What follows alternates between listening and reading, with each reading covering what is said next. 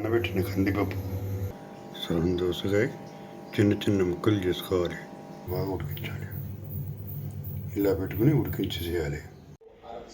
దోసకాయ ముక్కల్ని ఇలా ఎక్కడ వేసుకోవాలి. అలాగే పప్పులు కూడా వేసుకోవాలి.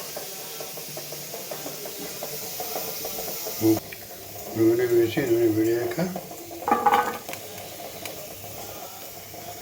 ఎల్లిపాయలు వేయాలి. ఆవాలు, జీలకర్ర,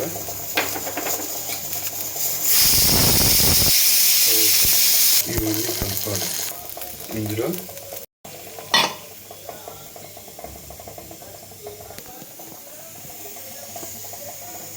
ఇప్పుడు దోసకాయ ముక్కలు కూడా వేసి బాగా కలపాలి.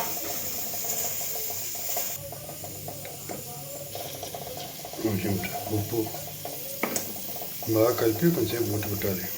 ఇలా మూత పెట్టి 10 నిమిషాలు ఉంచాలి.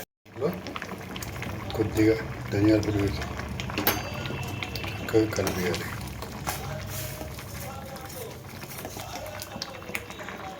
ఇప్పుడు కొద్దిగా ఇలా పసుపు వేసి బాగా కలపాలి.